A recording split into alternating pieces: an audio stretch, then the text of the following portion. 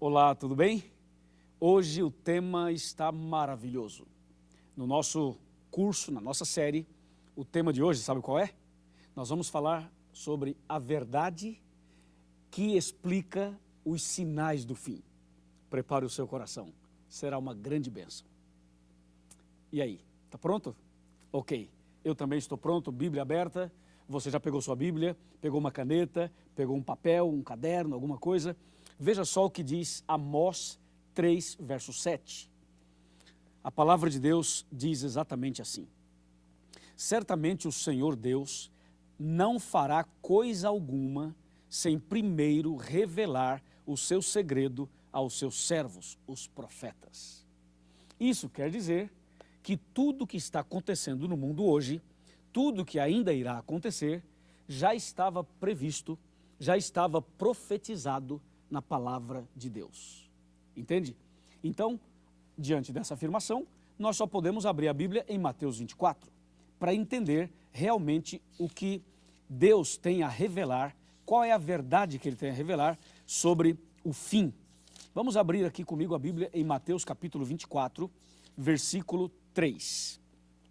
Diz assim: no Monte das Oliveiras achava-se Jesus assentado, quando se aproximaram dele os discípulos, em particular, e lhe pediram: dize-nos quando sucederão estas coisas, e que sinal haverá da tua vinda e da consumação do século.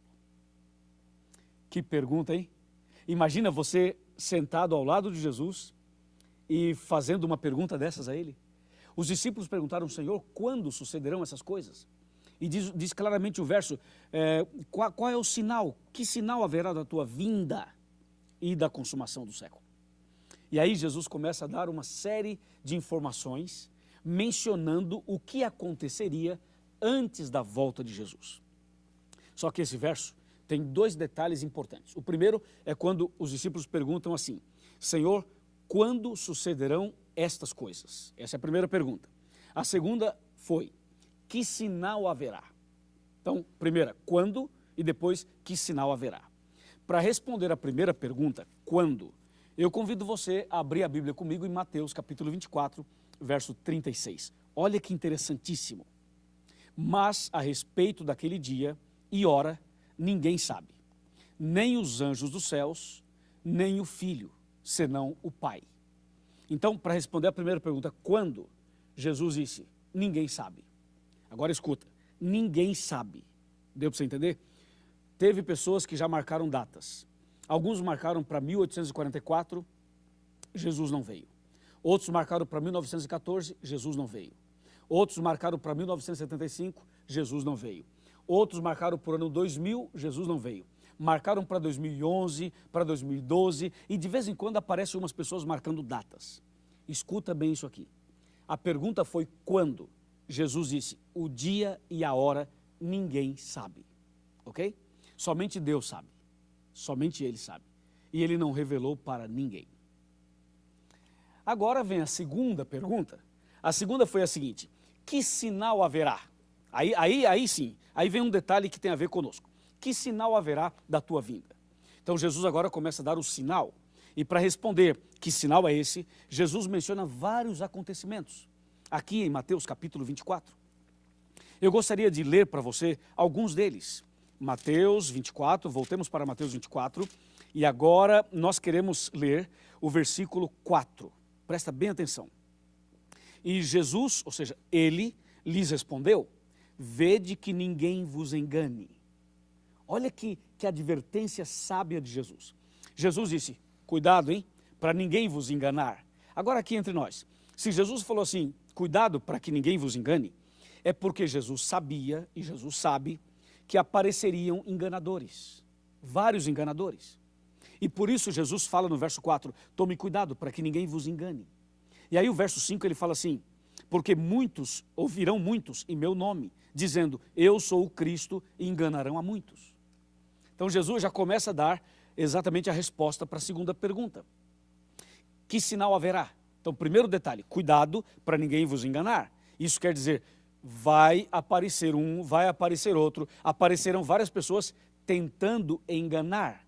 E Jesus diz no verso 5, claramente no verso 5, vão aparecer muitos em meu nome, dizendo, eu sou o Cristo, e enganarão a muitos. Bem, os textos continuam, e as revelações continuam, e a verdade sobre os sinais do fim continuam aqui em Mateus capítulo 24. Eu quero mencionar para você agora, por exemplo, o que diz o versículo 6. Olha o versículo 6. Certamente ouvireis falar de guerras e rumores de guerras. A Bíblia diz, não vos assusteis, porque é necessário assim acontecer, mas ainda não é o fim. Percebeu? Ele fala de guerras e rumores de guerras. Olha o verso 7. Porquanto se levantará nação contra nação, e reino contra reino, e haverá fomes e terremotos em vários lugares. Então agora ele fala de fomes e de terremotos. E o verso 8 diz, porém tudo isso, isto é o princípio das dores. E o verso 9 ele fala, vai aparecer tribulações, perseguições, ódio, e o capítulo 24 continua. Ou seja, hoje quando você olha no mundo físico, no mundo social e no mundo espiritual, você percebe claramente essas palavras, estas profecias, estas citações se cumprindo. Porque tudo isso faz parte do sinal que Jesus deixou, indicando a breve volta dele. Bom, o dia da volta de Jesus ninguém sabe, mas quando você vê guerras, rumores de guerras, terremotos, fome, quando você vê pessoas más, quando você vê corrupção, quando você vê inundações, quando você vê vulcões em erupção, quando você vê tsunamis, quando você vê todas estas tragédias acontecendo no mundo, significa que esse mundo não tem solução do ponto de vista humano, que os homens, os políticos, os presidentes, os governadores, os prefeitos, estas pessoas, por mais bem intencionadas que sejam, elas não conseguem resolver os problemas do mundo, porque esses problemas estão dizendo o seguinte, o mundo só tem um jeito, uma solução, e a única solução, o único jeito é a volta de Jesus. Jesus vai voltar para colocar um ponto final na maldade deste mundo, no pecado. Ele vai acabar com o mal, acabar com o pecado e vai estabelecer definitivamente um novo céu e uma nova terra. Louvado seja Deus, amém? Bom, a Bíblia quando menciona os sinais do fim, a Bíblia também fala de outros detalhes, além desses que eu mencionei. Por exemplo, vamos abrir a Bíblia agora em Timóteo. Vamos abrir a Bíblia Sagrada no livro de Timóteo. E nós vamos para a segunda carta que Paulo escreveu a Timóteo, capítulo 3. Presta atenção, capítulo 3, verso 1. Sabe, porém, isto, que nos últimos dias sobrevirão tempos difíceis. Tempos difíceis? Me diz aí, estamos ou não estamos vivendo tempos difíceis? Isso quer dizer que nós estamos nos últimos dias. Tempos difíceis no trabalho, na família, nas relações, tempos difíceis na economia, tempos difíceis em todos os setores da sociedade. Olha o verso 2. Pois os homens serão egoístas. Vai vendo a lista. Egoístas, avarentos, jactanciosos, arrogantes, blasfemadores, desobedientes aos pais, ingratos e irreverentes. Verso 3, desafeiçoados, implacáveis, caluniadores, sem domínio de si, cruéis, inimigos do bem. Olha o verso 4, traidores, atrevidos, enfatuados, mais amigos dos prazeres que amigos de Deus. Olha o verso 5, tendo forma de piedade, negando-lhe, entretanto, o poder. E o verso termina dizendo, foge também desses. Ou seja, todas essas coisas que eu li agora em Timóteo, aquelas que eu li em Mateus 24, estão dizendo algo para você, não estão? Ou seja, o que você olha hoje no cenário mundial, isso diz alguma coisa para você, não diz? Imagina você um pai que prende a filha por 17 anos como uma escrava, esse pai abusa da filha, tem filhos com a filha e a mantém como sendo uma escrava dos seus caprichos. Eu estou falando de um pai. Não é horrível isso? E o que dizer das tantas tentativas de suicídio? O que dizer, por exemplo, de pessoas que todos os dias praticam suicídio? O que dizer das enfermidades terríveis? A depressão, por exemplo, o vírus Ebola e também a própria AIDS e o câncer e a diabetes e o problema de hipertensão. O que dizer desses problemas todos que fazem os hospitais ficarem lotados? E o que dizer das cadeias que estão superlotadas? Os crimes estão mais bárbaros. Antigamente as pessoas matavam as outras, claro, mas hoje eles não apenas se contentam em matar, eles querem trucidar, ou seja, é uma morte cruel. A pessoa está com um sangue frio, as pessoas não têm sentimento, não têm compaixão, não se arrepende.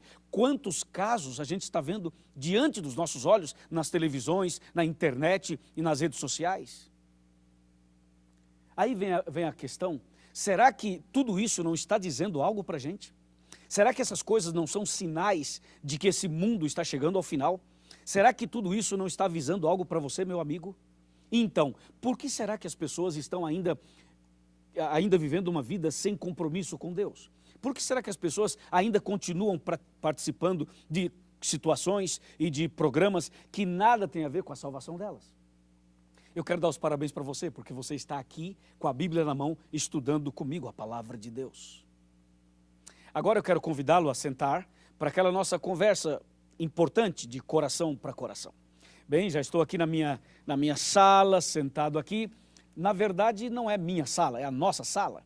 Quando eu sento aqui, é como se eu tivesse sentado na sua casa, ou no seu grupo de estudos bíblicos, ou na sua igreja, ou em qualquer outro lugar onde tem alguma pessoa estudando a Bíblia. Bem, vem cá um pouquinho, vem cá. Vem cá, pode vir. Chega mais perto. Chega mais perto, meu amigo. Isso, nós somos amigos. Pode chegar mais perto. É o seguinte, Jesus está voltando. Os sinais são claros. Esse mundo mau está chegando ao fim. E está chegando um mundo novo. Um novo céu e uma nova terra. Isso alegra o meu coração. Isso também alegra o seu coração, não é verdade? Então, meu amigo, eu pergunto, se Jesus voltasse hoje, você estaria preparado?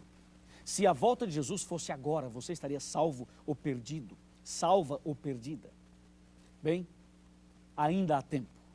Só de você estar aqui estudando a Bíblia conosco, significa que Deus está dando a você mais uma chance.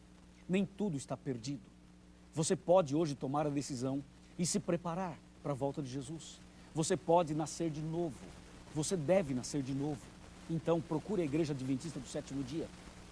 Vá à nossa igreja e diga assim, eu assisti um estudo bíblico, um DVD sobre a verdade, e eu quero me preparar para a volta de Jesus. O pastor vai te receber, os nossos irmãos irão receber, os membros da igreja irão receber você, e você vai começar agora a ampliar seus conhecimentos, os seus estudos, e vai se preparar para a volta de Jesus.